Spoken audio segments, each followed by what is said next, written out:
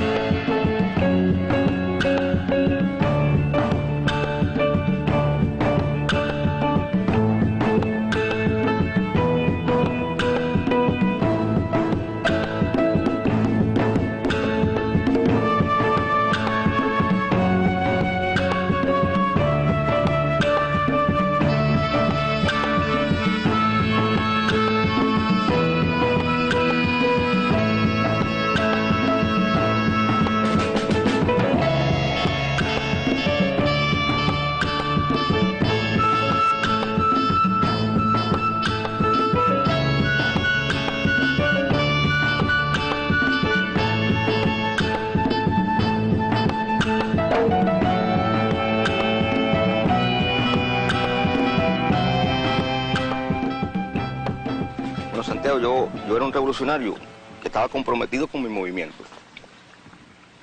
Habíamos salido de Isla de Pinos, continuaban las mismas situaciones por las cuales nosotros habíamos atacado el Moncada y habíamos pasado 22 meses en Isla de Pino en presidio. Ya había salido Fidel para México, yo y otro grupo de compañeros, Raúl y otros, y decidí unirme con mis compañeros. Arranqué en el vapor, hablé con Yeye, le dije que me facilitara la manera de obtener el pasaporte. Ella trabajaba en un bufete de José Manuel Gutiérrez. Me pidieron mi pasaporte, hice algunas incursiones para conseguir la plata para poder ir. Hablé con el viejo mío. El primero que me prestó dinero fue él, me dio para que me fuera. Otros compañeros y reunimos unos cuantos dólares. Nos fuimos el compañero Adrián López, el gallego que le dicen, y un compañero difunto que murió aquí en el desembarco, el compañero Cabrera. Entramos por Veracruz. De Veracruz llegamos por tren a México, Distrito Federal. Y te voy a hablar con franqueza y te voy a decir una cuestión que toda mi vida la he experimentado y no sería honrado si no la dijera. Me sentí por primera vez en México como un ser humano. Te voy a explicar qué significa esto. En aquella época, ¿tú acuerdas cómo vivía el negro aquí en este país? Si a un bar le ponían club, ya tú no podías entrar. Todas las limitaciones, la enseñanza, las relaciones, una situación dura. Y en México, la verdad, en el grupo de compañeros y allí en la capital mexicana, me sentí moverme como un ser humano. Frecuentaba los lugares que se me antojaban, no era como aquí que tenía que primero pensar de dónde iba y si después iba, si me permitían la entrada. Esa fue una de los momentos agradables que yo sentí en mi vida. Momentos emocionales y momentos trascendentales lo he tenido a través de todo este proceso. No podía decirte cuál ha sido más trascendental para mí ni más importante. Todo ha sido emocionante. En todo he puesto mi voluntad, he hecho dejación de cuestiones personales siempre dadas para las cuestiones de la revolución. Mis años jóvenes los eché en este proceso y mis años de vejez pues continúo dándoselo también a la revolución. De aquí a que llegue la vejez suya... Bueno, no, pero tampoco soy tan joven. Ya el año que viene cumplo 50 años. Porque usted antes del Moncada y del Granma, ¿cuál era su trabajo? Bueno, yo era albañil. Una vez trabajaba de albañil, otra de carpintero encofradista. Pero bueno, más o menos esa era mi... Y tenía una vocación musical. Sí, pero esa la tenía de 14 años. Que me surgió que empecé a hacer versos. Después vi que los versos no resultaban y le puse música. Y con música tampoco me resultaban, porque iba a la emisora de aquella época, la CMQ, con mis partes de piano, a ver si interesaba y a nadie le interesaba aquello. Entonces que tuvo que llegar el proceso revolucionario inclusive para que yo me conociera yo como autor. La obra mía más emotiva debe ser por agradecimiento también a esto que te expliqué, que me sentí un ser humano. Fue dedicada a una mujer en México, Guadalupe. Ahí dije de las cosas de ella y de las cosas que me habían influido para hacer aquella canción en ese país. Y ahora es dedicada no a aquella mexicana, sino a todas las mexicanas y a México.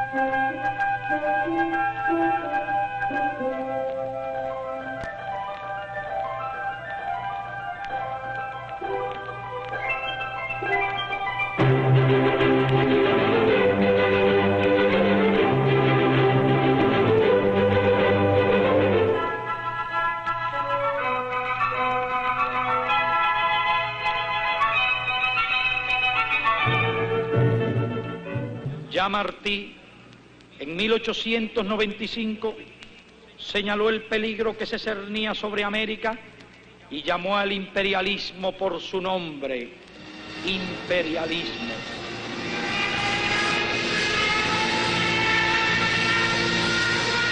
Vísperas de su muerte, en carta inconclusa porque una bala española le atravesó el corazón, el 18 de mayo de 1895, José Martí, apóstol de nuestra independencia, escribió a su amigo Manuel Mercado: ya puedo escribir, ya estoy todos los días en peligro de dar mi vida por mi país y por mi deber, de impedir a tiempo con la independencia de Cuba que se extiendan por las Antillas los Estados Unidos y caigan con esa fuerza más sobre nuestras tierras de América.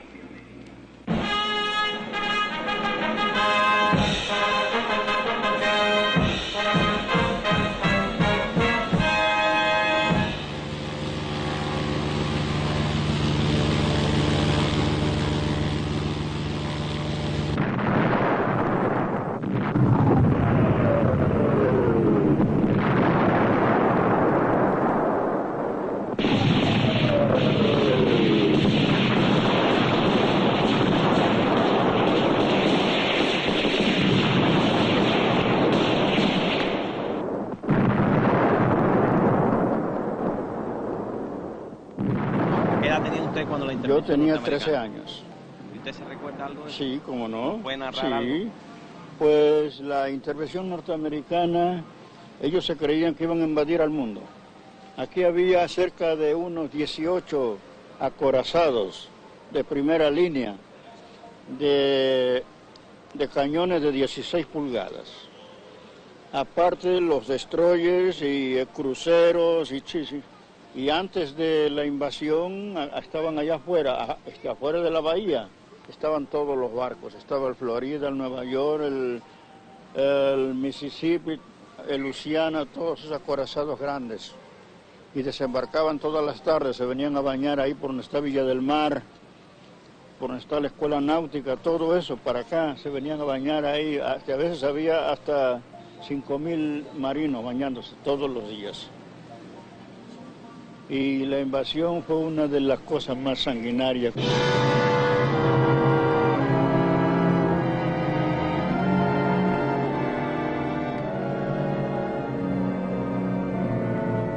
«67 años antes, en 1847, estos muros serían testigos de la primera invasión yanqui a Veracruz. 109 años después, desde Tuxpan, en la costa veracruzana, expedicionarios cubanos inician otra guerra necesaria, esta vez por la definitiva independencia.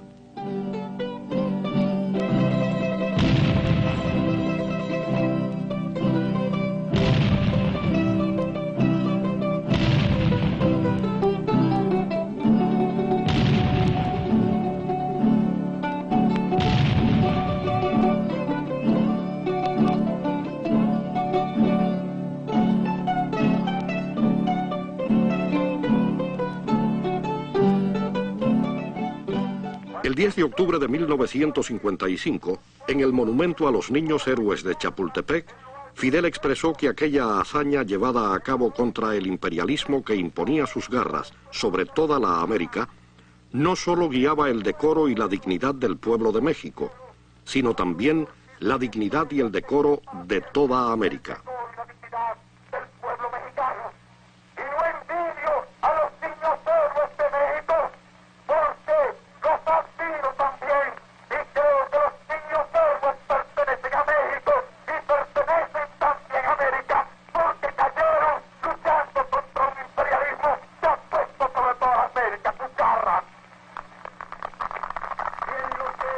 A la juventud cubana se refiere, puedo decirles con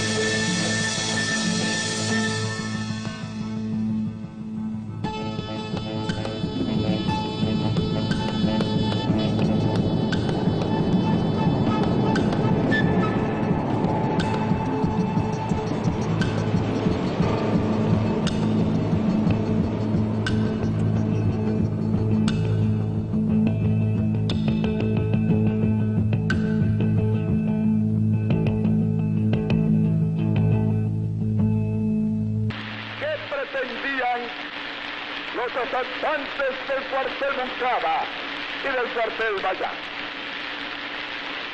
Era posible que ocupado el recio baluarte de la jefatura oriental pudiera imponer su voluntad, infligir una derrota al régimen y a las Fuerzas Armadas. No, nunca.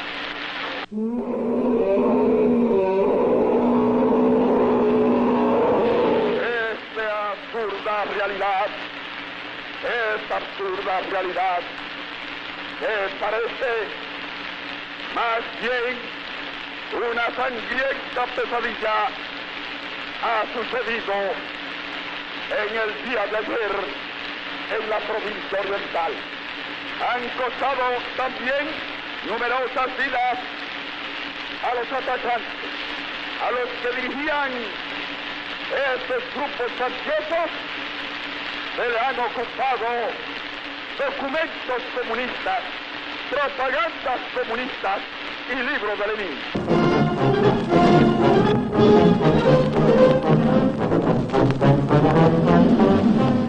Churchill y Truman fueron las mentes diabólicas que crearon la Guerra Fría, que instrumentada por Foster Dulles y la histeria anticomunista, desató una feroz persecución contra intelectuales, científicos, artistas, y que cobró sus primeras víctimas en el horrendo crimen de los esposos Rosenberg.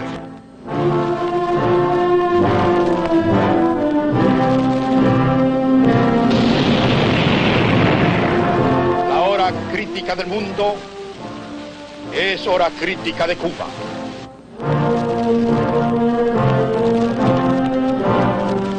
Por el bienestar de todas las familias, por la paz de la nación, por Cuba y por el pueblo.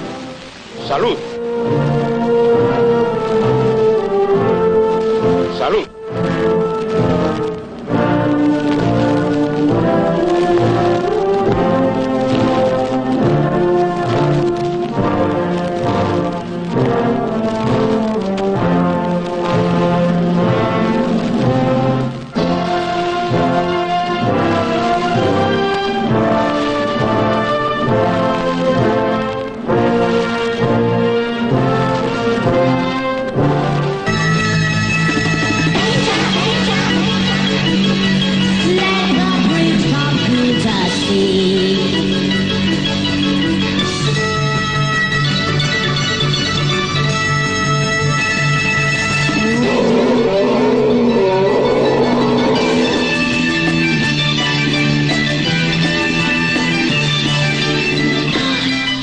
La dictadura necesita una pausa y a un ingenuo.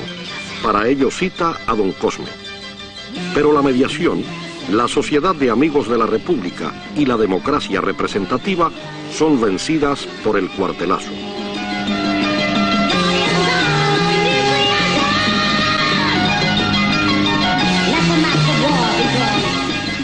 Algunos miembros del Consejo Director de la Ortodoxia ya no condenan al régimen cuartelario y están por la mediación y las elecciones.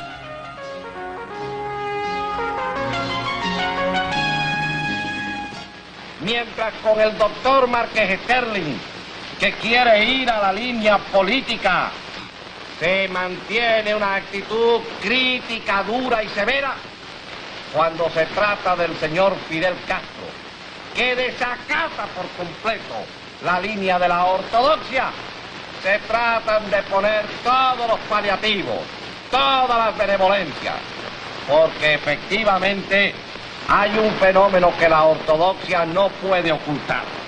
Sin haber tenido coraje, pensamiento y decisión para tomar la lideratura del país, le teme a aquel recién llegado que ahora se proclama contrario al acatamiento de la línea del partido. Estas cosas debemos seguirlas discutiendo. Muchas gracias y muy buenas tardes, amigos televidentes.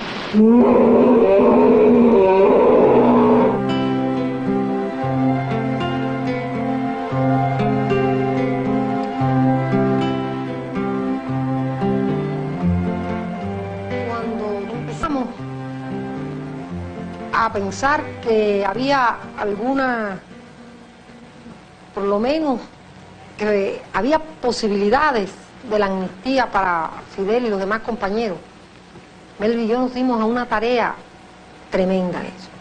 Nunca realmente dábamos la cara. Nunca íbamos a decir públicamente la amnistía de Fidel y de los compañeros de Isla de Pino. Pero sí empiezan los partidos que querían ir a elecciones. Batista quería ir a elecciones. Y los partidos, el auténtico, no sé cuántos partidos, hasta una parte de la ortodoxia, todos querían ir a elecciones.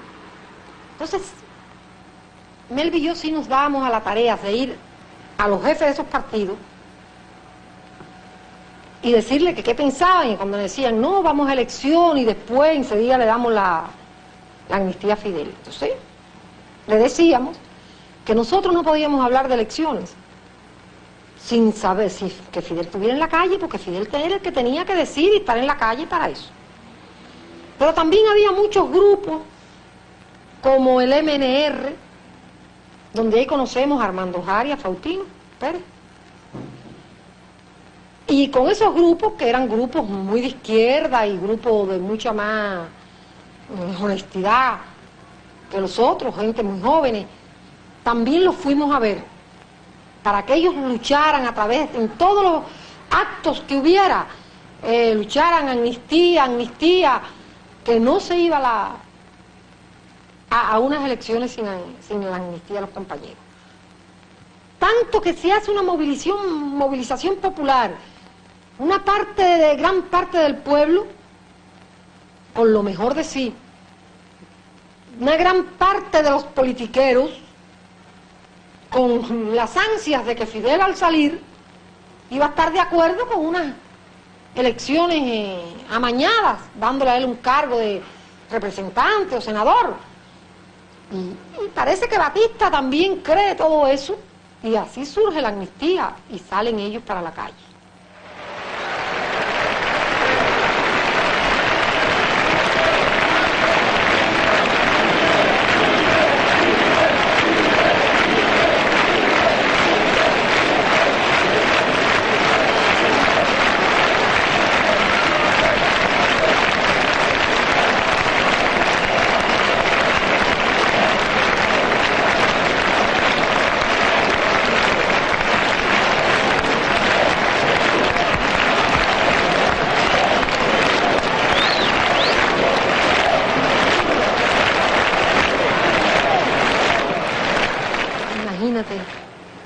Cuando Fidel nos hizo así, desde lejos,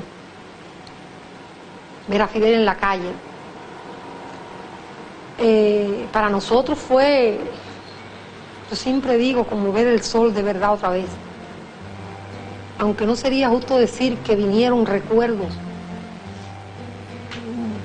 tristes. Habíamos siempre visto en los últimos tiempos a Fidel y a Abel juntos. Los veíamos llegar al apartamento juntos, los veíamos salir juntos. Nos habíamos acostumbrado a verlos tan siempre unidos, no solamente en las ideas, sino unidos físicamente. Que cuando vimos a Fidel, vaya, no ver a Fidel al lado, a Abel al lado de Fidel, fue también un momento duro, pero de todas maneras, todo eso, Fidel era el que debía estar vivo, como dijo el propio Abel, y Fidel salía vivo.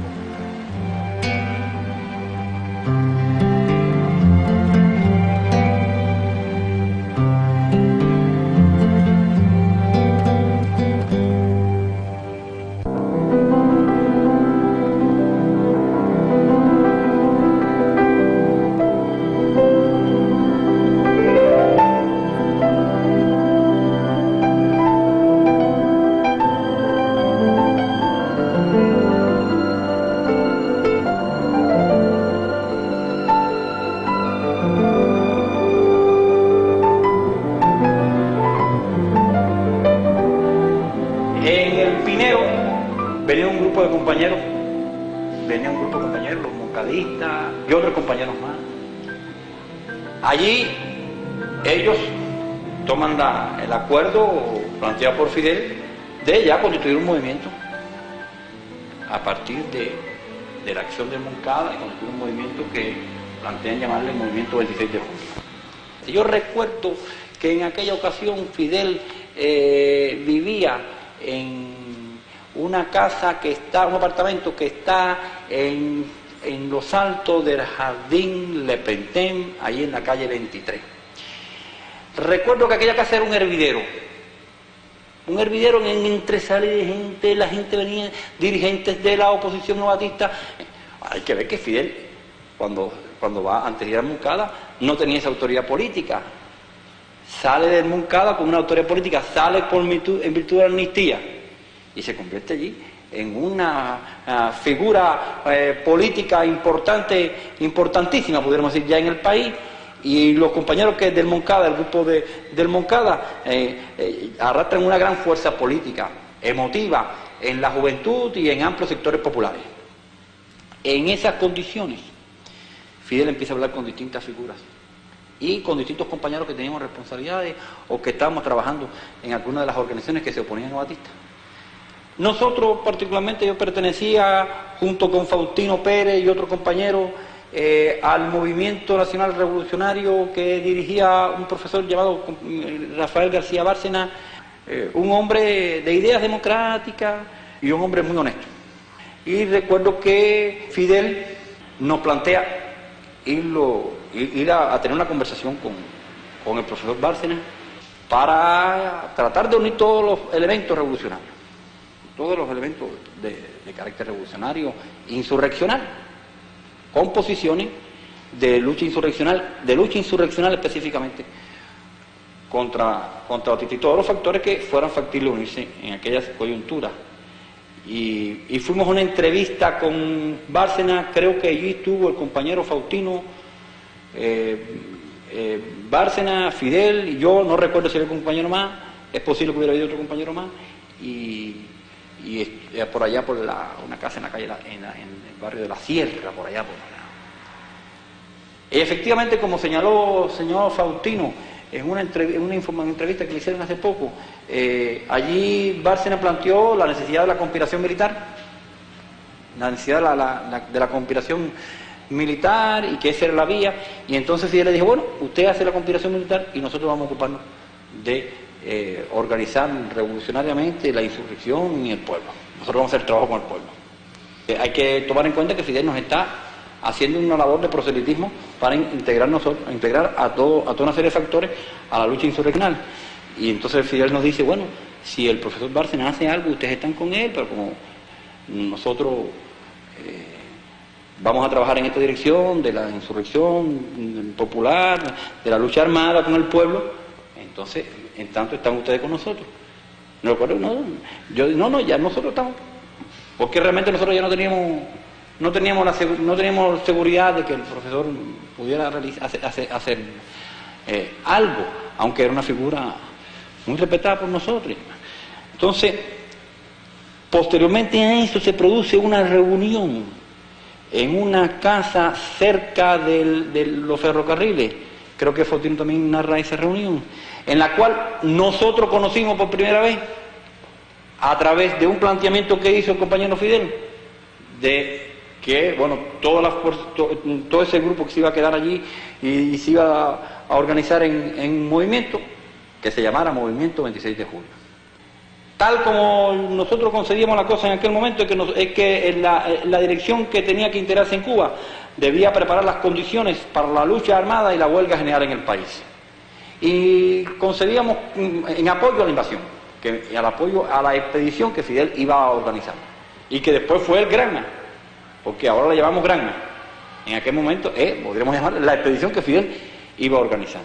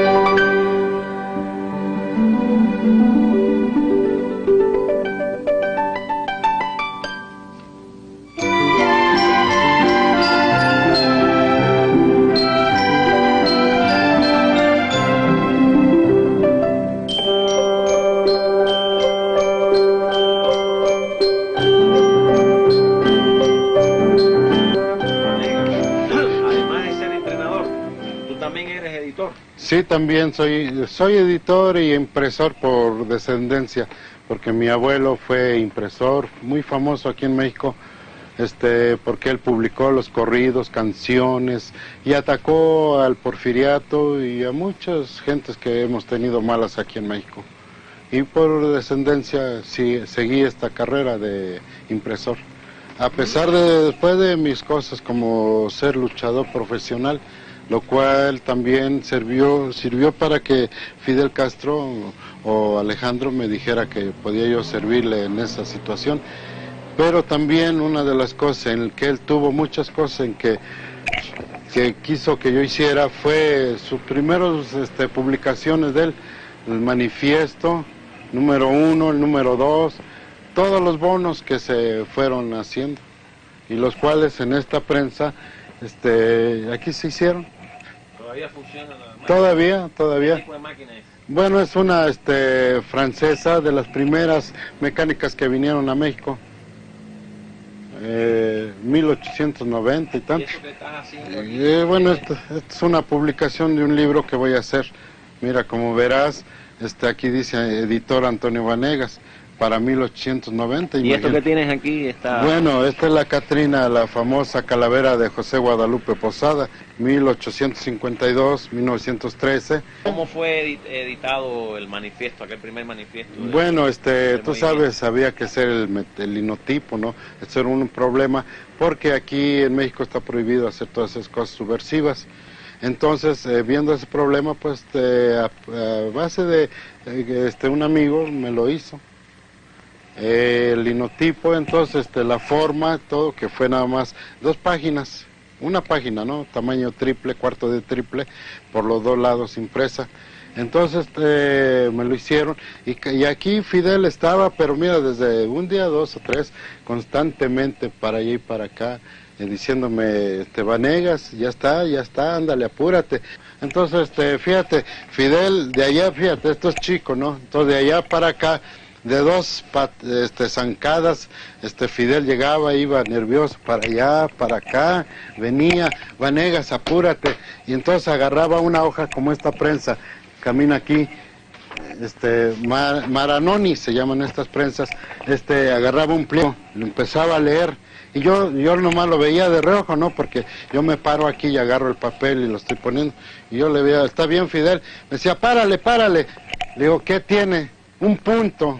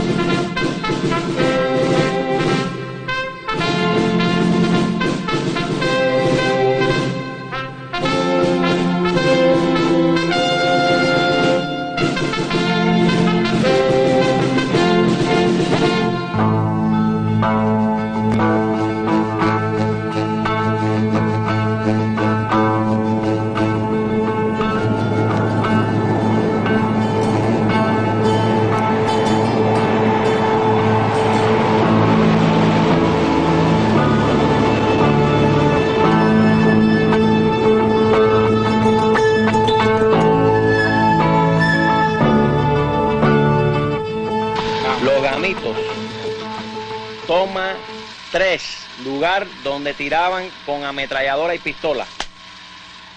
Don Vicente. Sí, mándeme, señor. ¿Se recuerda usted qué tiro practicábamos ahí? Cómo no, pistola y probar las ametralladoras, las pistolas automáticas, todo eso probaban aquí en este tiro de 50 metros, que es el de 50 metros.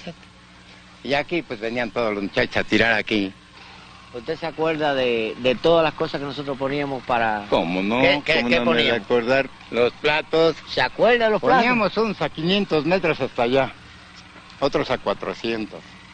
Pero 500 metros eran hasta allá. Allá los podía Fidel, allá en aquel bordo que viste. ¿Por dónde van la gente? Donde está aquella torre. Sí, No, sí, no, no, yo no, más estaba- allá. Donde sí, está sí. aquellas torres. Sí, yo me Para acuerdo. abajo hay unos, ahí los poníamos, los platos.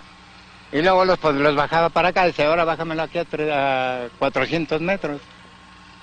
Y luego ¿se acuerda de los puercos que nos soltaban? Los puercos esos los corríamos a 400 metros también. Los soltábamos ahí.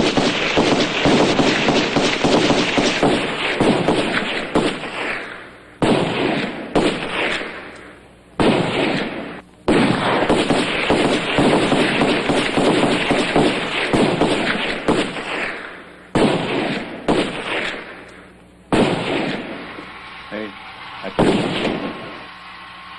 Se ha de acordar muy bien ella todo esto de aquí. ¿Y quiénes usted veía tirar aquí? ¿Mande? ¿Quiénes vio tirar aquí? A todos los que comenzaron con Fidel. A todos. Venían como 10, venían de a 10 en 10, de 10 en 10, de 10 en 10, de 10 en 10. Todo el día, Todo el día se la pasaban aquí. ¿Y todos los días de la semana? todos los días de la semana. ¿A qué hora llegaban aquí? Había veces que a las 6:30 ya estaban aquí. De la mañana. ¿Y estaban hasta qué hora? Hasta las 8 de la noche, 7, 6, por ahí así. Todas esas barrancas ellos las visitaban, todo eso. Nosotros hacíamos ejercicio caminando por toda la barranca. Por todas las barrancas. Después que tirábamos aquí, íbamos a hacer ejercicio por allá Sí. caminando. Allá. Nos bajábamos por aquí, cuando eso no existía en casas ahí ninguna. Todo era cerro. Sí, Entonces todo bajábamos. era llanura, todo era llanura. Todo era Bajábamos y subíamos hasta la Roma que era. ¿Cómo se llamaba Ah. el campo este? campo de los gamitos. Nosotros lo fundamos.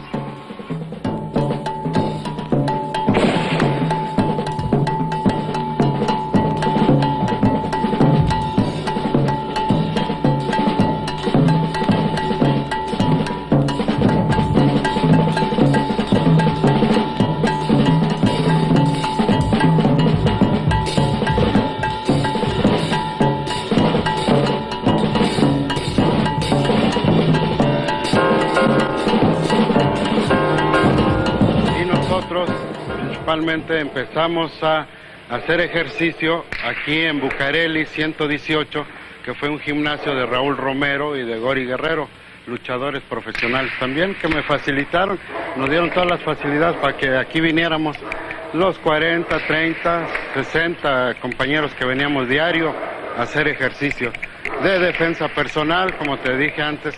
Eso tuvimos que hacerlo, una defensa personal y adquirir una técnica y una cosa pues moral y física para el desenvolvimiento mejor de su cometido. Entre los compañeros que veníamos era el Che Guevara, Ernesto, que a pesar de su asma era uno de los primeros que siempre sobresalía en todos los ejercicios. Pepe Smith, Julito Díaz, Calixto García, Cándido González, Camilo Cienfuegos, Raúl Castro, tantos compañeros, Juan Almeida, Ramiro Valdés, Chuchú Reyes, Chuchú Montané, todos. Y luego echar maromas, la defensa personal, cómo desarmar a una gente sin llegar a matarla, no, nada más lastimarla por el momento.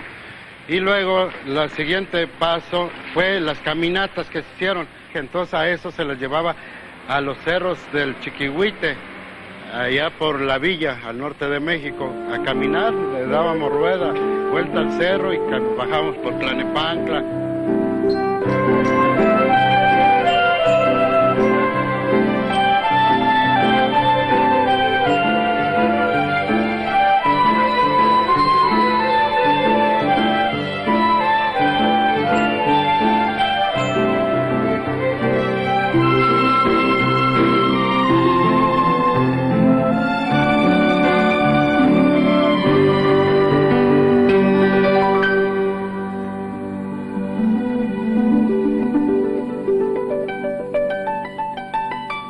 Cambió ya eso, Santiago, ¿no? Aunque cuando tomaste eso...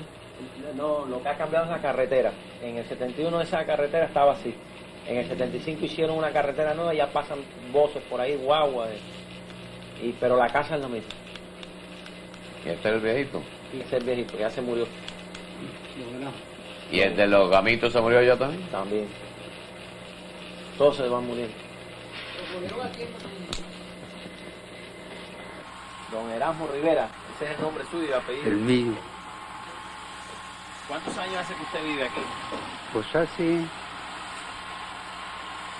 40 años. 40 años. ¿Siempre aquí? Siempre aquí. Ya es una vida completa. Completa, sí, sí. ¿Y cómo fue que conoció usted a Raulito? Y al Che. Y al Che y a todos esos señores, pues vinieron un día por aquí. Y luego, ¿verdad?, me dijeron que si no les rentaba.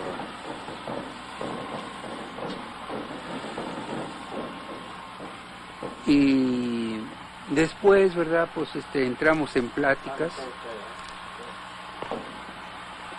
Vino el general Alberto Bayo, ¿verdad? Y pues ya entramos en conversación. Allí había una cocina. Exactamente. Por ahí estaba la mesa. Por ahí estaba la mesa. ¿Se acuerda? Sí, como da igual. Este rancho funcionó como centro de entrenamiento de un grupo de más de 40 futuros expedicionarios. Aquí recibían clases teóricas del general español republicano Alberto Bayo. Detectado por la Policía Federal Mexicana, fue ocupado y detenidos, entre otros, Che Guevara, Ciro Redondo y Cándido González.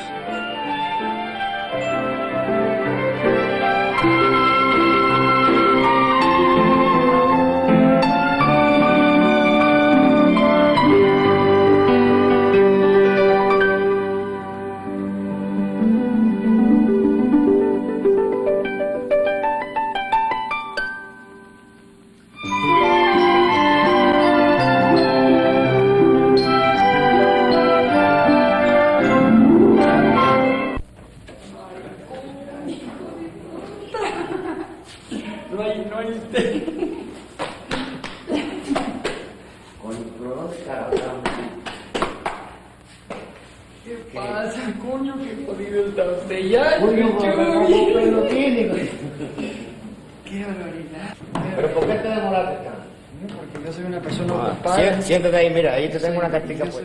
Óigame, está usted ya muy jodido, ¿eh? ¿Qué va? Sí. Yo creo que usted ya ni con el himno nacional, ¿verdad? Sí, ¿verdad? ¿Qué crees?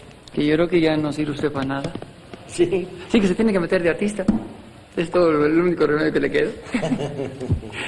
Óigame, ¿cómo ha estado? ¿Qué? ¿Cómo están allá, eh? Bien. Espera. ¿Desayuno o no desayuno? Coño, no me había usted invitado a desayunar, me cago en la coño, mierda, ¿cómo voy a desayunar si...? Pero... No, no me he desayunado, pero lo si peor son es que... las 1 de la tarde. Lo peor es que Susana tampoco se ha desayunado, No, es que... bueno, vamos a prepararle desayuno a Susana. No, entonces. Usted no tiene que desayunar. No, yo no, yo me jodo. Dale a la niña. Pon tu silla. ¿Café de 3 kilos? Sí. No, usted sabe que yo aprendí a tomar café de 3 kilos y luego en Cuba ya no podía tomar más café de 3 kilos. Esta nació en Cuba. Esa es cubanita. Es la única cubana que él tiene. Sí, es la única Tiene cubanita. 7, 6 mexicanos y una cubana. Sí. ¿De verdad? Sí, así es. Así es. Es que en mi casa se trabaja. Pero mira qué linda es. Maricón, es que en mi casa se trabaja.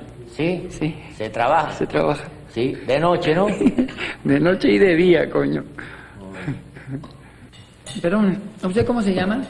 Santiago Álvarez. El señor Álvarez va a tener que cortar más de esta grabación que en todo, más que lo que ha cortado en toda su mugre vida, ¿verdad? Qué pena, qué barbaridad. Pero mire, me va a tener que hacer el favor de perdonar. Ponle azúcar y leche. En primer lugar, estoy con Chuchú. Coño, el plato no, ¿para qué el plato? Para eso traen estas chingaderas acá. En primer lugar estoy con Chuchú, que realmente es como mi hermano, o más. Muchas gracias, igualmente. Porque hay momentos en la vida en que se acerca uno más a una persona que al mismo hermano. Y ese es el caso de este sonso. Y luego, después de tantos años de no verlo y de recordar tantas cosas, ¿verdad? Tantas cosas que estuvimos juntos, sin peligro de... Bueno, ¿verdad? Eso era común, ¿verdad? ¿Chuchú? Sí. ¿Se acuerdan de Juan Manuel? ¿Cómo no? ¿Sí? Sí, sí. ¿De veras? No se puede olvidar, Manuel, Cándido, no. mí, que... No, Es imposible olvidar. Juan Manuel Márquez. Eso no se puede olvidar. ¿Cómo era Juan Manuel, hermano? Una bellísima persona, con una calidad moral increíble, ¿verdad? Había tenido mucha experiencia, ¿verdad? Como hombre. Sí, era un luchador viejo, ¿verdad? Viejo ya en la lucha.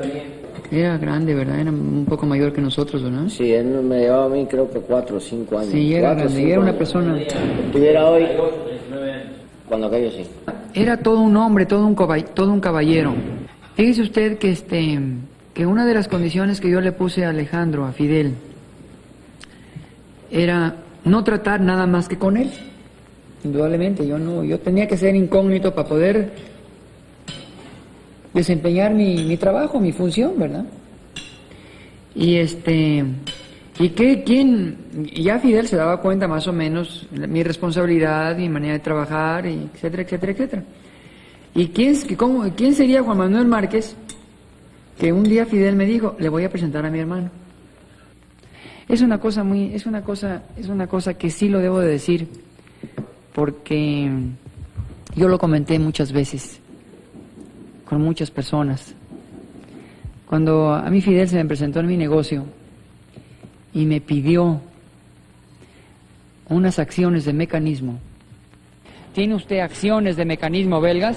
Yo, como toda respuesta, tengo muy presente que le contesté, perdone, repítame usted su pregunta. Porque yo realmente me quedé sorprendido, ¿verdad? Que una persona me pidiera eso, una persona que no fuera un coleccionista, un norteamericano, alguna persona. Nunca lo hubiera pedido un centroamericano o un latino, en otras palabras. Y Fidel me repitió su pregunta con las mismas palabras. Exactamente repitiendo las mismas palabras me dijo, ¿tiene usted acciones de Mecanismos belgas? Y yo me quedé más sorprendido. Y entonces, como toda respuesta, le volví a decir, mire, tenga usted la bondad de pasar aquí a mi privado. Y ya dentro de mi privado, él solo, le volví a decir, le volví a suplicar, pues señor, perdóneme, repítame usted su pregunta. Yo quería estar convencido de que él realmente sabía lo que quería, ¿verdad? Y me estaba pidiendo lo que él quería, ¿verdad? Pues estaba yo muy sorprendido de que él me pidiera eso. Y me volvió a repetir la pregunta exactamente igual. ¿Tiene usted acciones de Mecanismos? Indudablemente que él había pensado que yo estaba, o loco, ¿verdad? O que, en fin, no me puedo imaginar qué pudo haber pensado. Lo que sí recuerdo que él me repitió la misma pregunta, exactamente igual.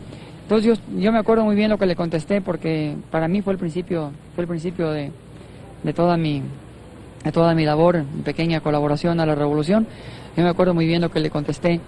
Le dije, mire usted, señor, yo no sé quién sea usted ni me interesa, pero si usted quiere, yo lo ayudo. Es que un Fidel cada 2000 años. Si acaso. Si acaso. Y eso lo estoy diciendo hoy, pero yo lo pensé hace muchos años, cuando lo conocí. Cuando era Alejandro. Cuando era Alejandro. Cuando usted no sabía que era Fidel. No, ¿qué carajos iba yo a saber que era Fidel? Hay una toma que van a tomar, donde se cerró la operación del Grama. El edificio ese. Muy importante, ¿eh? Sí. Esa es una toma que la tiene que tomar. ¿Dónde se cerró? ¿Y cómo se cerró? La compra la cerramos aquí en este edificio, posiblemente a mediados de 1956. Me recuerdo que venimos a ver al señor Erickson y a la señora. Ellos tenían el barco allá un poco abandonado y ya estaban bastante desilusionados de tenerlo, ya no lo querían, realmente no lo querían. Entonces venimos Fidel como mi hermano menor, un poco como siempre es él, ¿verdad? Impulsivo. Venimos a cerrar la operación y aquí, me parece que fue en el segundo piso, entregamos el saldo, o la cantidad total, fue la cantidad total. Fueron 15,000 pesos del barco, y si usted se recuerda, me parece que fueron 10,000 o 20,000 pesos de la casa allá en Tuxpan, ¿se acuerdan? De todas maneras, consideré oportuno que hubiéramos venido acá, máxime que el estatua de Simón Bolívar está ahí como testiga, ¿verdad? De una operación libertadora. Exactamente. ¿Quién lo fuera a decir, verdad? Bueno, nosotros estábamos seguros que era por la libertad de Cuba. Pero el barco llegó. Sí. El barco llegó y Fidel triunfó, ¿no? Así nació el Grama. Yo en ese barco me voy. Sí, señor. Se llamaba Grandma, que quiere decir una abreviación de Grandmother.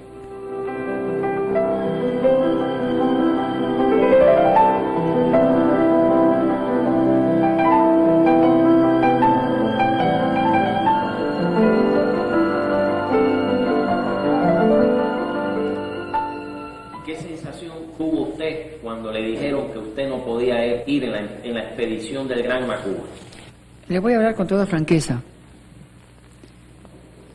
Yo soy un individuo que creo y que quiero creer y que me entrego y que me gusta entregarme. Al fin y al cabo, no sé qué tan humanos seamos, pero mientras estamos aquí y que no vamos a estar en ningún otro lado, ¿verdad? Entonces tenemos que estar lo mejor que se pueda, ¿no? Aquí decimos que hay que sacarle partido a la vida antes que la vida lo parta a uno, ¿no? Y yo le saco mejor partido a la vida platicando con Chuchú que estando solo. Entonces, para poder platicar con Chuchú, pues necesito ganarme a Chuchú, entregarme a Chuchú, ser amigo de Chuchú. Entonces yo me entregué a Fidel. Fidel me podía haber dicho ese día, tírese de un edificio. Caray, yo creo que es lo correcto, ¿verdad? No a ese grado, porque uno se entrega y sabe a quién lo hace, no lo hace uno cualquiera. Cuando Fidel me dijo, como hubiera dicho cualquier otra cosa, váyase nadando a Cuba, ¿verdad? Lo hubiera yo hecho, porque él sabía que yo lo podía hacer. Cuando él me dijo, me es usted más útil acá,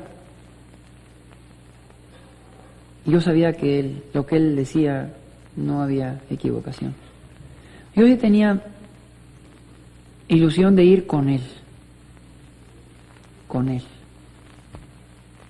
por estar con él. El tiempo lo demostró, la gente se formó con él. La gente de la sierra se formó al lado de él. Unos mejores, otros peores, según la capacidad de cada quien, pero se formaron al lado de él.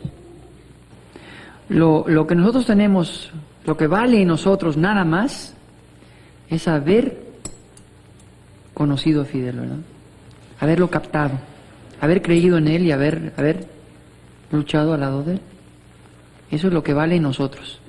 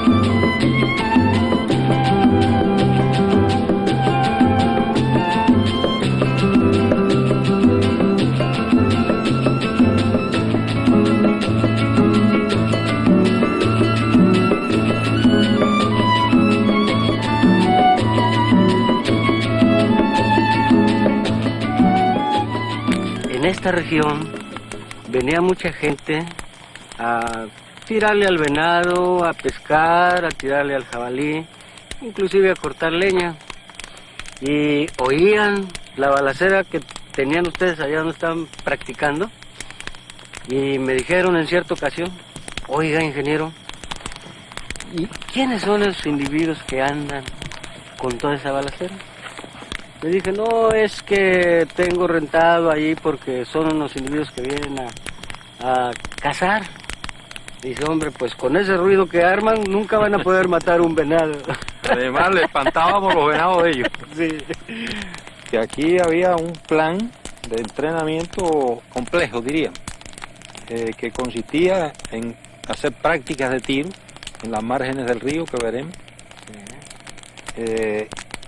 hacer caminatas. Prácticas de marcha. Marchas, sí, marchas, cruce del río, ascenso de las montañas ese que hay por ahí, sí. Establecimiento de postas incluso sin que se consideraran que eran tan indispensables, pero como un entrenamiento también a la gente. Consideramos este problema de las fogatas para tener visibilidad y establecer guardias nocturnas. Al principio no lo hacíamos, pero entonces desde muy pronto encontramos que las serpientes cascabel llegaban donde estábamos nosotros y además el frío nos azotaba bastante. Llegaron a pasar por aquí hasta 42 compañeros aproximadamente, 42 compañeros, pero el grupo de compañeros que ya permaneció aquí de manera permanente y que después de aquí se trasladó hasta el Granma fueron 35. Solo. ¿Ustedes llegaron en vehículo hasta la finca esa ya? Esa no costó trabajo encontrarla. Pero en la época nuestra no se llegaba. Sí, Estaba solo, se llegaba en un camioncito. Sí, porque bueno, sigue no habiendo carretera hasta el lugar, desde el pueblo. No hay camino. Un trillo, un trillo que puede ser que en alguna época del año funcione mejor. Yo recuerdo que yo volví ahí como 2 veces, yo fui otra vez.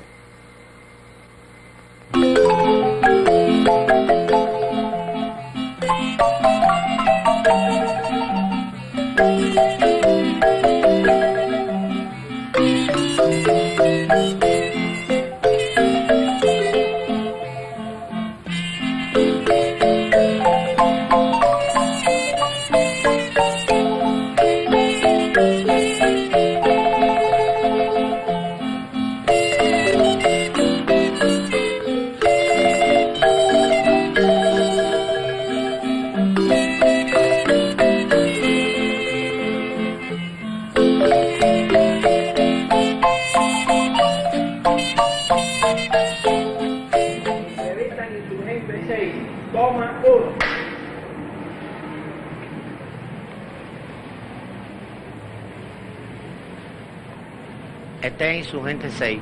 Aquí fuimos traídos por el compañero Juan Manuel Márquez, el cual nos encontramos por primera vez con el comandante Fidel Castro, que en aquel momento se nos informaba que tomaba el nombre de Alejandro. En este lugar se celebraron algunas entrevistas con algunos otros compañeros. Al frente de este lugar existía Insurgente número 5, que hoy no aparece ahí porque han hecho, parece que un garaje. Era un lugar campamento donde fueron muchísimos compañeros, vivieron ahí vivimos nosotros también, compañeros Juan Manuel Márquez, El Musa, Gilsi y varios compañeros que tomaban sus clases nocturnas, que era el comandante Bayo en aquella época el que la estaba dando todas las noches. Han nacido en mi rancho 2 arbolitos, 2 arbolitos que parecen gemelos, y desde mi Buena, ¿qué tal? ¿Qué tal, ¿Cómo está? ¿Estos son los edificios de Altamira? El departamento de Altamira. Ah, departamento. ¿Qué tiempo lleva aquí? Pues 22 años. 22 años. Servicio, sí, ¿Usted señor. se acuerda de Eva Jiménez, Graciela ¿Cómo no? Jiménez? Sí, señor. Doña Eva. Sí, bueno, es que siempre Graciela le gustaba mucho tocar la guitarra y cantar, ¿no? Siempre estaban cantando, ¿no? Y allí venía Fidel Castro a comer, ¿no? Ajá. Por eso lo conocí yo, porque él allí comía, era muy íntimo amigo de ellas. Y después, pues ya con el tiempo ya fui teniendo yo confianza y él también a mí, porque yo era la camarera de ahí de las muchachas. Entonces, ¿Te acuerdas de alguna anécdota? Sí, me acuerdo de 2. Una vez estaban comiendo y no sé si no me acuerdo hace tanto tiempo que él, yo creo que se acaloró, estaba nervioso, no sé, y nomás con un golpecito que le dio al cristal fuerte así lo rompió. Y yo digo, bueno, ¿qué fuerzas tiene, no? Porque como era tan fornido él. Eso fue distinto. Fidel había recibido un mensaje en una carta de Cuba y entre líneas venía un mensaje escrito con limón para que no se viera y había que pasarle con una plancha caliente para el escrito, para que se viera bien lo que decía la carta. Y entonces la plancha estaba demasiado caliente y fue lo que partió el cristal. Ella no se acuerda, ella no recuerda bien eso. ¿Y usted se acuerda de la muchacha de Eva Jiménez? Como no, sí, señor. ¿Sí? Estuvieron aquí alojadas en el departamento número 12. Ese no es Ceballos. Ese es Ceballos. Ay, qué viejo. ¿De qué más se acuerda de él? Cuando vino Fidel aquí en México. Sí. Venía acompañado de su hermano, un jovencillo que se quedó sentado en el sillón ese. Sí. Insignificante porque no aparentaba nada, absolutamente. Sí. Fidel, un muchacho desarrollado, un niño grandote, muy campechano, muy... Yo creo que este no es Ceballos, es Ceballos. No es Ceballos. A mí me parece que este es un sereno que tenía el hotel. Por cierto, que un día que yo entré, me dijo, él era muy amigo mío, y me dice, fíjese, al güerito, chaparrito, lo está buscando la policía, así que avísele, y ese chaparrito y güerito era Chuchú. Entonces Chuchú, cuando yo se lo digo, Chuchú entonces se tiñó el pelo de rubio y se tiñe todo de rubio. Pero aún teñido de rubio sí lo cogió la policía. Fonsina. ¿No vive Fonsina aquí? Ahí está. Pipí no está.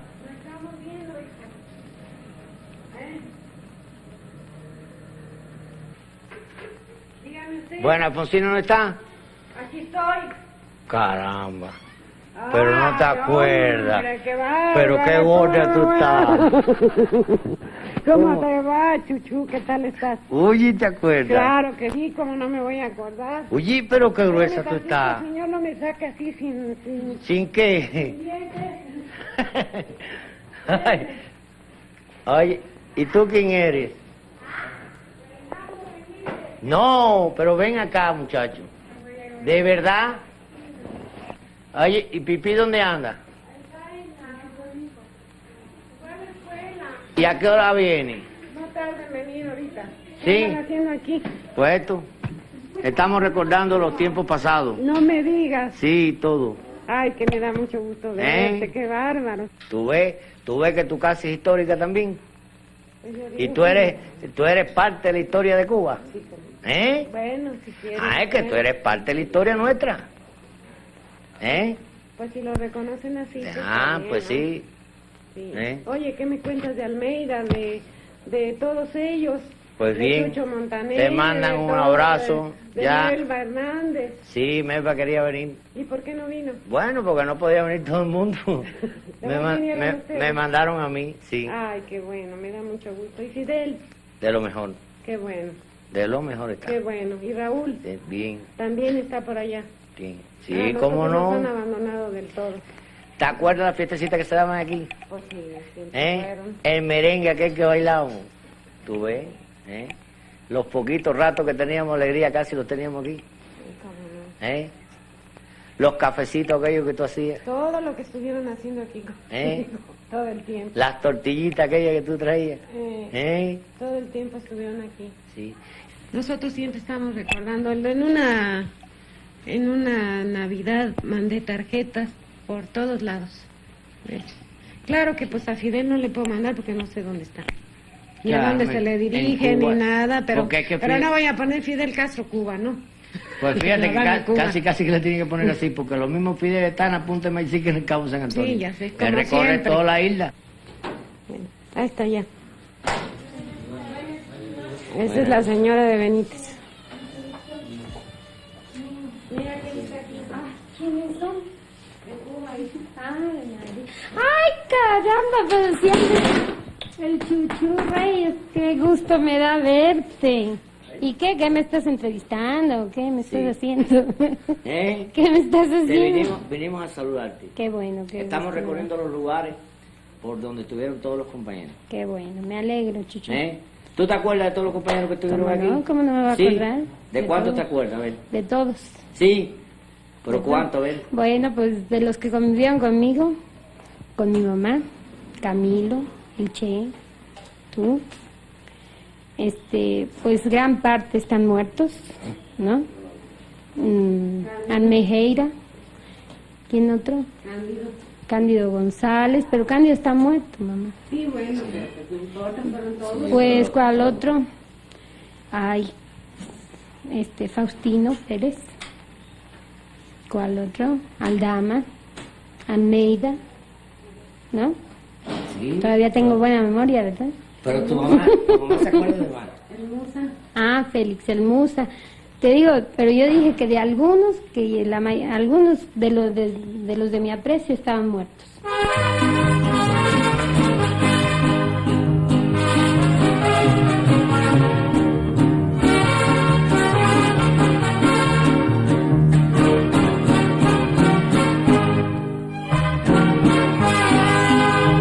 De piedra de ser la cama, de piedra la cabecera, la mujer que a mí me quiera, me ha de querer de a de veras, ay, ay, corazón, porque no ama. Subí a la sala del crimen, le pregunté al presidente que si es delito el quererte, que me sentencien a muerte. Ay, ay. Pues bueno, yo a Fidel le conocí desde que llegó aquí. Es más Fidel, que a Raúl, que a Camilo, que al Che, en fin, a todos los componentes del barco, ¿no? El gran. Bueno, tuve la oportunidad de conocerlos a todos. Y aquí estaban todos los días, unos días llorando, otros días clamando, otros días acordándose de Cuba, otros días, en fin, ya sabe usted la gente que está así en estas condiciones, ¿no? ¿Usted conoce a María Antonia también? Oh, no, como no la conocía a María Antonia. Pues fue la madre de los cubanos, María Antonia. ¿Usted la conoce a María Antonia? ¿Y viene de ahí ahora? Porque dijeron que estaba enferma. No, pues tú hospitalizada, ¿no? ¿La voz es la tuya? Cuando ellos venían aquí a su tienda. Esa es Sí. Fidel, me recuerdo en esta hora de muchas cosas, de cuando te conocí en casa de María Antonia, de cuando me propusiste venir, de toda la tensión de los preparativos. Un día pasaron preguntando a quién se debía avisar en caso de muerte, y la posibilidad real del hecho nos golpeó a todos. Después supimos que era cierto, que en una revolución se triunfa o se muere, si es verdadera. Usted que está ahí viendo la casa de Empara en 49 y la mención que hace el Che en la carta que le manda a Fidel cuando se va para Bolivia, ¿usted podría decirnos algo en los momentos en que Fidel conoció al Che en su casa? Bueno, se conocieron normalmente. Mira, Fidel, este es el Che. Mira, Ernesto Guevara, médico, argentino, que tal y cual. Y entonces, nada, se trataron normalmente, como dos personas que se conocen al Che de antes, sí, de antes. Yo no sé si el Che visitaba la casa, una casa como de huéspedes, o vivía el Che también allí, porque fue antes de casarse con Isla Gadea. Después se casaron ellos, al tiempo, no sé qué tiempo. Frente al Galveston, en ese edificio que tú me recuerdas ahora que el número 6, ahí con el tiempo llegamos a tener un apartamento también nosotros. Bueno, en ese edificio debajo o cerquita de él hay un restaurante. En ese restaurante, en el mes de julio del año 55, donde se sostiene esa entrevista entre Fidel y el Che, que yo participo, y es donde el Che decide unirse a nosotros. Por eso Fidel dice que el Che y yo fuimos los primeros en formar parte de la lista de los futuros expedicionarios. Entonces Fidel, donde primero para, él llega en julio, es en el cuartico que yo tenía en el Galveston. Entonces yo me voy a casa de María Antonia. Pero un cuartico muy chiquito, no cabíamos ni siquiera los dos. Continuamos. ¿Usted se acuerda a qué se dedicaba el Che en aquellos? Sí, él estaba nombrado en el Hospital General de médico, alergista del Hospital General. Alergista. Él en aquella época se dedicaba a buscar gatos, gatas, no gatos, porque él hacía un estudio de los ovarios de la gata, no sé qué lío ese tenía él, y los operaba. Yo era el ayudante del chef, ¿verdad? Y los dejaba caminando, que era lo más bonito del caso. Eso es una cosa tremenda. Hasta yo salía a buscarle gatos al chef. No, es que yo no tenía nombre. Ahora, si no le grabaste una mala palabra a María Antonia, será María Antonio. Tiene que volver a entrevistarse a María Antonia. Dice Raúl que tiene que decir. Y Juan Manuel, Estados Unidos, fueron a Nueva York ellos a recaudar fondos y a buscar partidarios de la revolución, y dieron unos actos en Nueva York.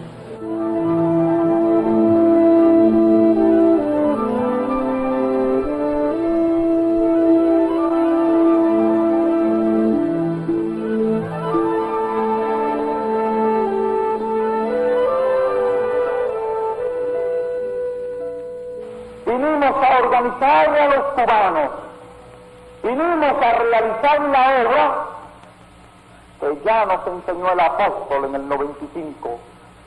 Venimos para hacer entre muchos la obra aquella que solo pudo hacer un gigante. Venimos a hablarle a la inmigración cubana de Nueva York y de Estados Unidos, porque está ocurriendo en Cuba exactamente igual, y habría que estar ciego para no verlo. Está ocurriendo exactamente igual que en el 68 y en el 95.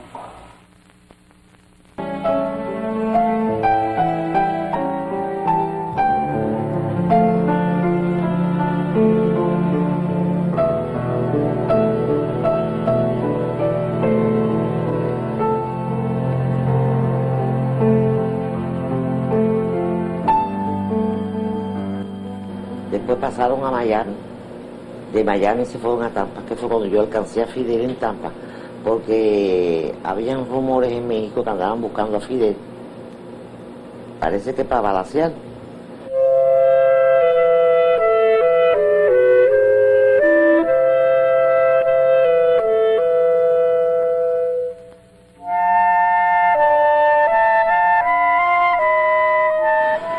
Esta es la calle Jalapa 68. Aquí vivió el compañero Capitán Aldama. En ella se celebraron algunas de las reuniones del pacto del movimiento 26 de julio con el directorio, donde asistían Faure Chomón, José Antonio Chavarría, Juan Nuiri y algunos más.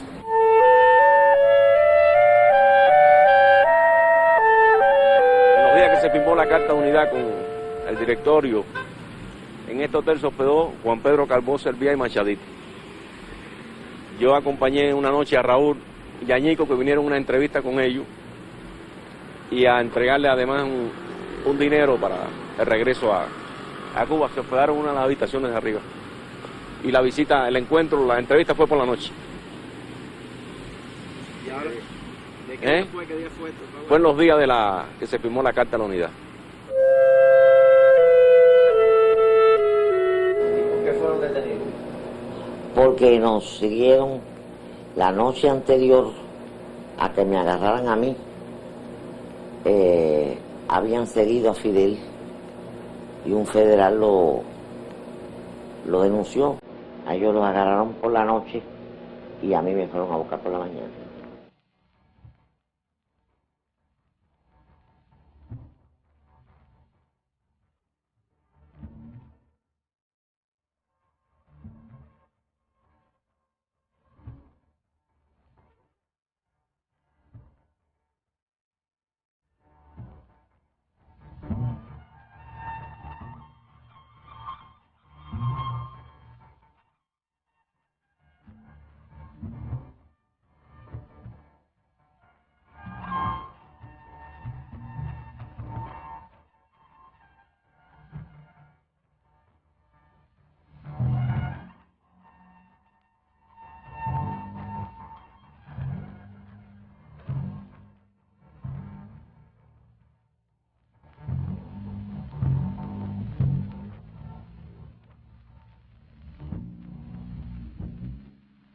recuerda el momento que hizo el general gestiones para la libertad de Fidel Castro cuando fue preso? Nosotros nos dimos cuenta en realidad de que aprendieron a Fidel Castro, aunque no sabíamos nosotros, repito, quién era, pero sí nos dimos cuenta de que el general hizo varias gestiones ante las autoridades de México para que fuera libertado, porque en realidad no tenían delito que perseguir en contra de esta persona, pero sí sabíamos perfectamente bien que se trataba de una persona que el general estimaba en mucho y lo aceptaba además porque platicaba con él y lo recibía en su casa. El general lo recibía en el despacho, en la oficina, platicaba con ellos, yo los veía entrar, pero les puedo confesar que no sabía yo de qué se trataba, ni los llegué a ver más que en grupo cuando abrían la puerta o cuando entraban o salían. O que algún ayudante me decía, se trata de unos muchachos cubanos de los que usted sabe, que están aquí clandestinamente, en fin, trabajando para la revolución. General, por la cercanía que tenía con usted, sí nos puede transmitirlo. Bueno, sí. A ese respecto sí les puedo decir, de que el general siempre tuvo simpatía por ese grupo y sabía que llegarían al triunfo realmente. Eso sí les puedo yo decir. Que el general siempre confió en ellos, siempre decía que eran un grupo de muchachos idealistas, pero idealistas con fundamento, con convicciones, y que pronto se vería realmente el resultado de ellos. Sobre la austeridad, o mejor dicho, sobre la disciplina, no importa las circunstancias que nos encontremos, ya sea en un presidio con una disciplina rigurosa impuesta por el enemigo, ya sea en el exilio, ya sea en una prisión, cualquier lugar, la disciplina, sin la cual no puede haber nada. Una gran unidad, una gran hermandad entre todos nosotros,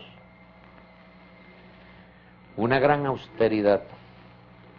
Después de la guerra, que es el otro factor, presidio, exilio, la guerra, ¿no? Cualquiera de las tres cosas son de las tres que más unen a los hombres. Y la mayoría de nosotros pasamos por las tres. El grupo fundamental o fundador del ejército rebelde, del movimiento 26 de julio. Es difícil encontrarse en la historia del movimiento revolucionario una revolución triunfante con tantas adversidades gigantescas en sus mismos comienzos, que es la etapa más difícil de cualquier proceso. Lo que pudiéramos llamar nuestra Fernandina se dividió en varias etapas. En varias ocasiones nos fueron incautadas armas y equipo. Un golpe muy serio fue la ocupación del rancho Santa Rosa, que nos servía como campamento y lugar de entrenamiento, así como la casa de la compañera María Antonia González.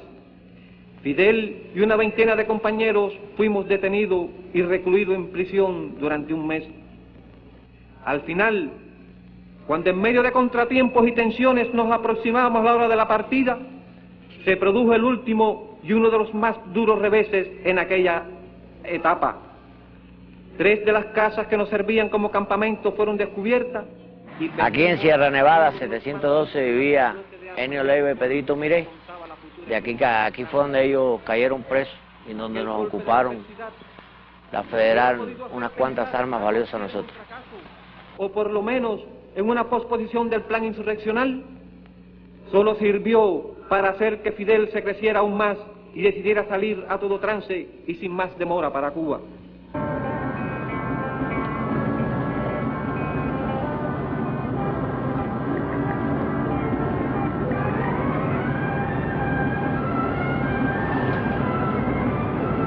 Raúl nos recogió a las 11 de la mañana de la casa de Graciela Jiménez y llegamos a Tuxpan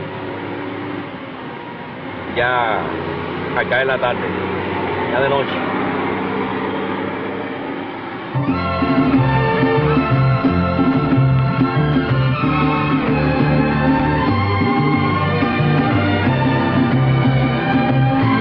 Ahora les voy a señalar el lugar donde nos detuvimos y nos dirigimos ya directamente a la residencia del Río.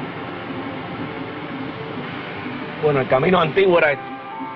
Esta carretera es nueva, que es la que conduce al puente que une a Tuxpan con Santiago de la Peña. Antiguamente eso no existía. Nosotros llegamos aquí y continuamos por esta que era la única carretera hasta el punto donde le señalaron a Raúl que debíamos de bajar. Bajo la lluvia nos trasladamos ya hacia el lugar donde estaba el grano.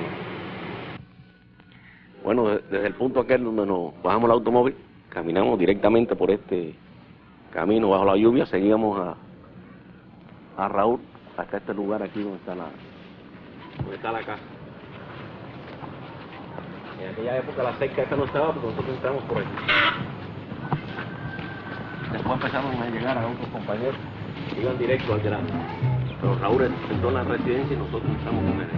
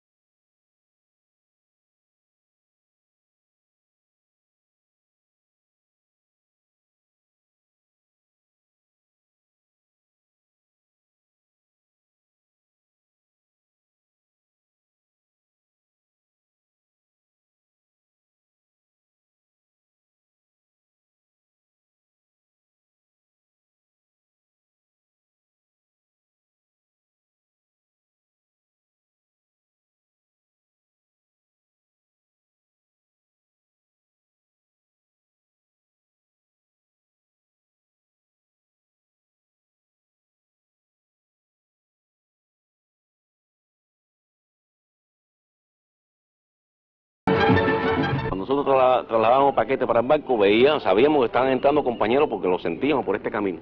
No sabíamos quiénes, ni de dónde, por lo menos yo no sabía dónde venían, ¿no? Y alguien los organizaba aquí porque iban al barco. Regresábamos con otro paquete y ya había un grupo mayor montado en el barco con medidas de que se metieran debajo de la cabina. Yo llegué un poco tarde, porque durante toda la tarde estuve que estar en la capitanía del puerto tratando de obtener el permiso para que el barco saliera. Había yo pretextado un viaje de paseo con algunos amigos, pero había mal tiempo y se avecinaba un norte y no querían darnos permiso de salir. Y no querían, y toda la tarde traté de conseguir el permiso. En definitiva me dijeron que hiciera yo lo que quisiera, pero que el permiso no me lo daban.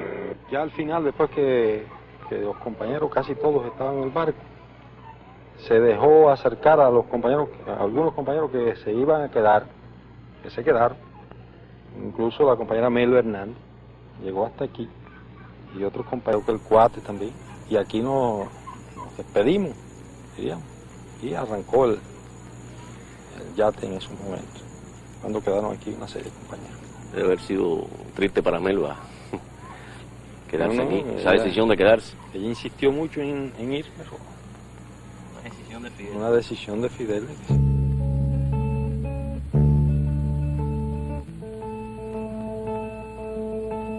Me había preparado, me había entrenado, tenía todo mi equipo para la expedición. Se me había convencido de que el barco no tenía condiciones para traer a una mujer. Cuando lo vi, me fue muy fácil entender que era imposible que viniera. Y además, reitero, no entendía que pudieran venir tantos muchachos en el Granma. Al contestarnos Fidel, aceptamos, sin dudar, que venían cerca de 90 jóvenes en el barco. Sin embargo, Fidel nos habló con mucho optimismo. Nos dijo, no importa que seamos 90, no importa las dificultades que tiene el yate. Tú sabes que tenemos problemas con los motores. Tú sabes que tenemos grandes problemas, pero el yate llega. el Granma llega a las costas de Cuba.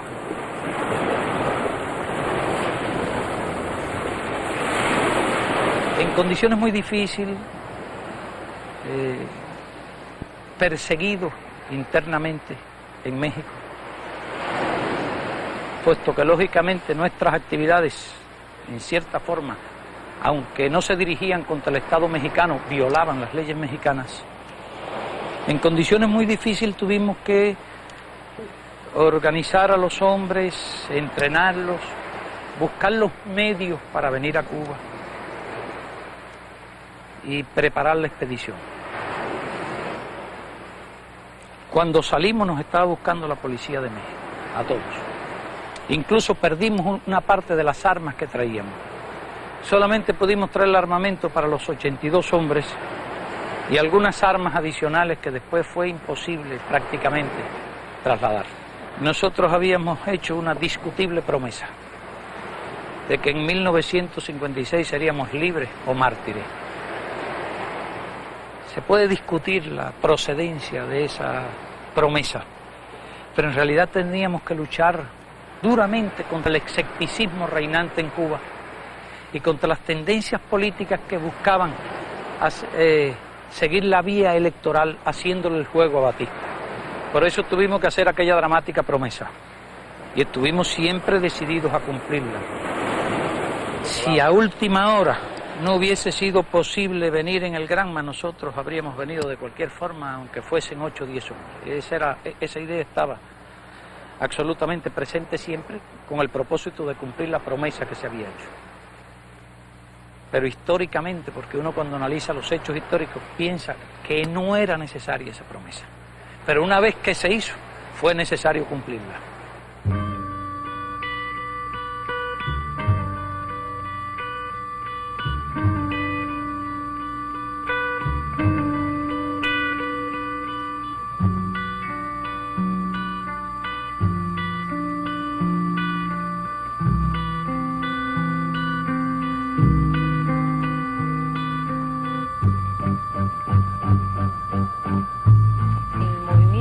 Esta zona de por aquí en sí se basó en su base social fue obrera totalmente, ¿no? Obreros agrícolas y campesinos. Cuando se estaba estando ya en México, Fidel allí el desembarco, nosotros teníamos la responsabilidad de apoyar el desembarco en esta zona de por aquí. Teníamos planos ya de todos los movimientos, aún de toda la parte del sur, de lo que eran el recorrido de las fragatas. Guillermo tenía una responsabilidad muy grande porque Guillermo fue de los campesinos que no se movilizó, sino que se quedó en el lugar donde él estaba, que era la parte ahí de Toro. Guillermo tuvo todo el tiempo allí, es así que al momento del desembarco fue el primero que tuvo contacto directamente con Fidel. Nos enteramos ahora por Luis Bay, que estuvo en Portugal después de haber caído la dictadura portuguesa, que allí habían aparecido una ficha de Fidel, Raúl, creo que Yeye y mía. Fue una cosa que nos llamó la atención, pero después hemos asociado que para el desembarco del Granma, antes de que Pedrito Miré se fuera para México, yo le llevé la carta náutica que había podido capturar en un barco portugués que había habido en Pilón, que habíamos visitado, y por mediación de mi papá se había hecho amistad con el capitán de allí, y pude sustraer la carta náutica de todas las profundidades de esta zona de ahí, de desembarco. Y después nos enteramos que había aparecido esa ficha allí, asociamos de que por ser una dictadura y otra, la CIA no ha nacido ahora, sino que la CIA era CIA, ¿no?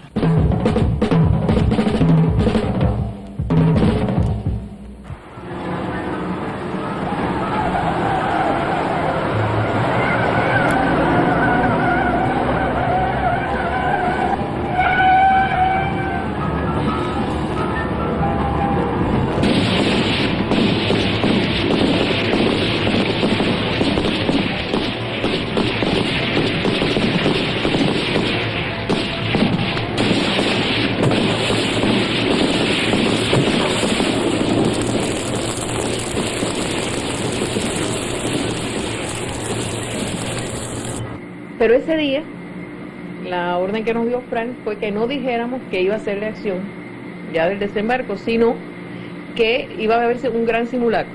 Íbamos a dar una alarma para que todo el mundo estuviera en su puesto y comprobar si todas las medidas eran las adecuadas para el momento del desembarco de Fidel. O sea que a todo el mundo lo que le dijimos fue a las 5 de la mañana en el punto que tú sabes. Llamamos por teléfono. A las 5 de la mañana en el punto que tú sabes. Porque se suponía que la acción, es decir, a las 7 estaba determinada ya que la acción iba a comenzar con el morterazo del cuartel Moncada, que iba a dar el aviso para todo el mundo. Pero de todas maneras sí se le había dicho a todo el mundo que a las 7, a todos los que iban a asaltar, que a las 7 en punto asaltaran, sonara o no el morterazo.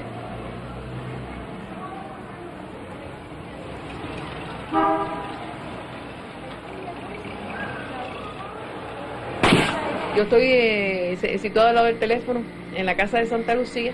Pepito nos llama por teléfono para decir que ya van a iniciar la acción, para decirle a Frank que ya van a iniciar, a las 7 en punto.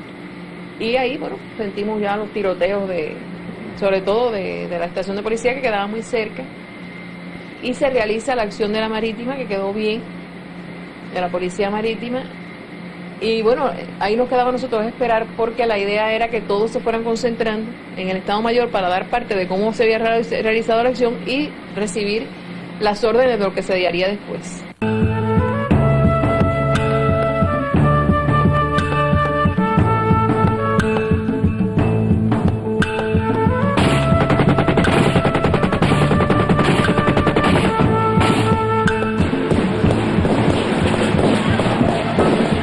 Nosotros nos encarábamos en el techo para ver lo poco que se podía ver desde allí, y vemos que está saliendo humo del techo, que se ha prendido la estación de policía, y también vemos, el Catalina está pasando todo el tiempo, incluso nos dicen bájense del techo, y empiezan a tirar algunos tiros para amedrentar.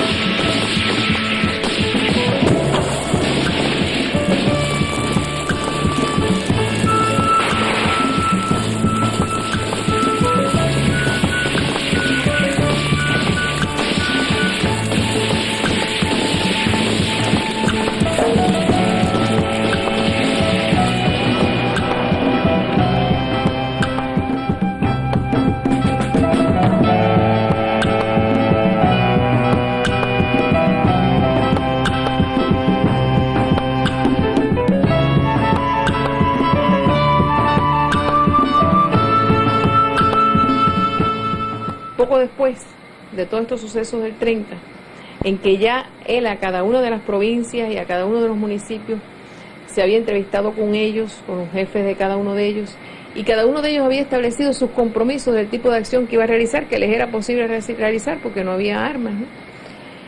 Él esos compromisos los había tomado al pie de la letra.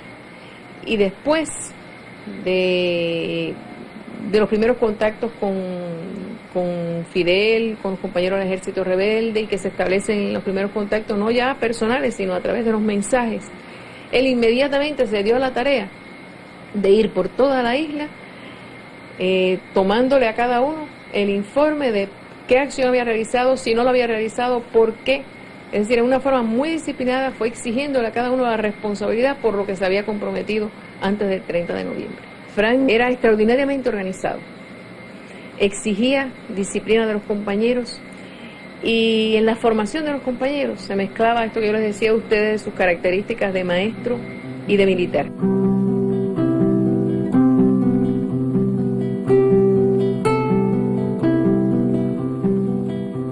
El alzamiento de Santiago de Cuba, que era para atraer las fuerzas principales de Batista en Oriente sobre sí y permitirnos a nosotros desembarcar, por el retraso del Granma se convierte en un boomerang, ya que cuando desembarcamos 3 días después, lo mejor de las tropas de Batista estaba en Santiago de Cuba y le fue relativamente fácil y en poco tiempo trasladarla a la zona de operaciones.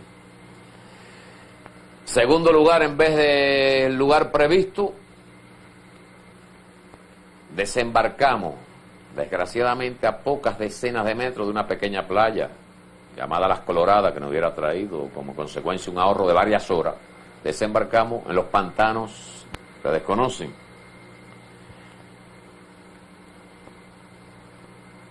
Allí recuerdo que mi pelotón fue el último en descender. El primer expedicionario en tirarse al agua fue René Rodríguez, que como era muy delgado, el agua le daba pecho y le decía a Fidel, ya de pie, se puede caminar bien. Cuando se tiró Fidel, mucho más corpulento que él, Fidel se hundió en el lodo. El único bote que teníamos se bajó para poder ayudar a llevar los pocos metros que nos separaron de la costa, los pertrechos del personal, se hundió. Y mi pelotón fue el último en bajar. Y de todos los expedicionarios, el Che y yo los últimos en abandonar el Granma, que por cierto, cuando nos bajamos por la proa, el Che y yo comentábamos que en definitiva cómo se llamaba este barco, y no le habíamos el nombre, y él dijo, seguramente en la popa lo tiene. Entonces yo fui caminando hasta la popa del barco para ver y vi, y así le comuniqué el que se llama Granma. Entonces por primera vez ustedes saben cuando No se nos ocurrió, por lo menos a los que ignoraban, nunca habíamos visto el Granma, preguntar cómo se llamaba. Empezando porque algunos creían que era un barquito chiquito que nos iba a llevar al barco grande en el cual vendríamos a Cuba. Y otros, cuando nos dijeron que no había más barco que ese, pensamos, entre yo el Che, que seguro sería un barco de una gran velocidad. Y ya ustedes saben que por razón de la carga que traía, navegó a 6 o 7 nudos, por lo que hizo que el viaje se prolongara. Y un solo día de mar, era en invierno, un solo día de mar sereno. El resto fue bajo influencias de norte, grandes marejadas, tal extremo que llegando a Cuba, a Roque, una ola se lo llevó de la cubierta, por lo cual perdimos un buen tiempo. Y se hizo, se produjo el desembarco más tarde de lo planificado. Es decir, nuestro grupo mantuvo una moral muy alta, igual que los demás grupos, si no, no hubiéramos ido a la sierra. Creíamos que incluso Fidel estaba muerto. Íbamos a continuar la lucha, pero de esa intención, y que los hechos demostraron que la mantuvimos hasta que nos encontramos con Fidel, a que yo me fuera a creer que íbamos a ganar la guerra hay una distancia muy grande.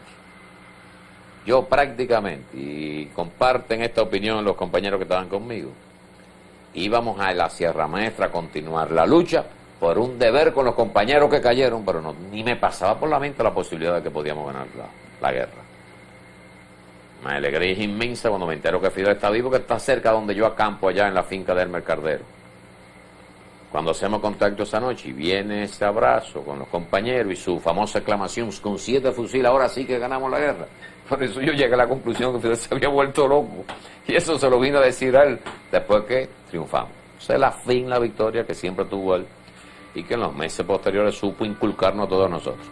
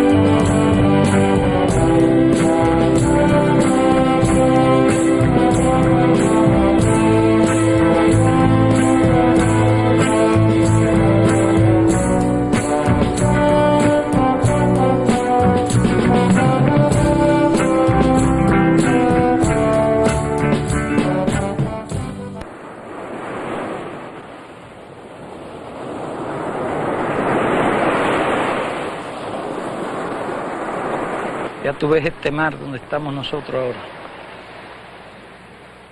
Cuando uno piensa lo que significó el desembarco por aquí, por Playita, eran 6 hombres solamente, hace 81 años, el 11 de abril de 1895. En Moncada ocurre aproximadamente 58 años después. Y el Granma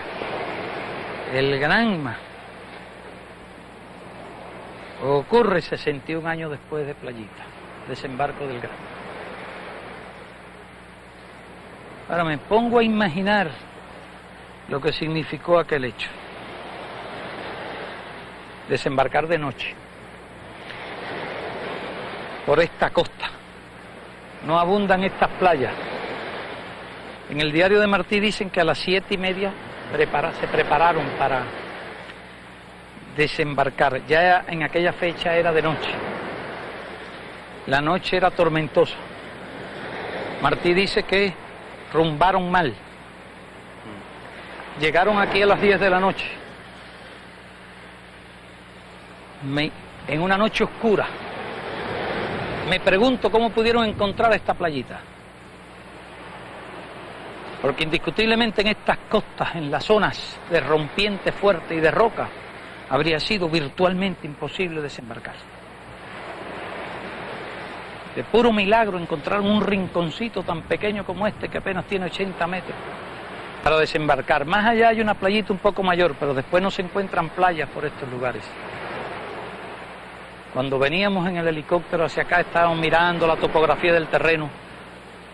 Son montañas ásperas, bastante secas, de una vegetación muy difícil de atravesar. Y me imagino lo que tiene que haber sido para Gómez y para Martí, y los demás expedicionarios, pero especialmente para Martí, que Martí no tenía experiencia de la guerra, que Martí no era un hombre físicamente fuerte, que Martí había dedicado su vida a un trabajo de organización, a la creación literaria, a la creación política, era un intelectual. ¿Cómo habrían sido aquellos momentos y de dónde encontró fuerza a realizar una proeza semejante? Remar, desembarcar, cargar con su mochila, con su fusil, con sus 100 balas, caminar de noche por esos lugares donde nosotros con mucho trabajo hemos llegado de día, avanzar por todas esas montañas en aquellas condiciones, es algo realmente increíble. Pero él mismo decía que precisamente de esas situaciones, de esa felicidad que el hombre encuentra cuando está realizando una tarea de esa naturaleza, es que saca fuerzas. Y él sacó fuerzas, y nunca se vio en todo el diario de Martí, jamás se ve una queja, sino todo era optimismo, todo era entusiasmo, todo era orgullo. Él decía que había dejado las cadenas que lo habían acompañado durante toda su vida en la lucha por la independencia de Cuba.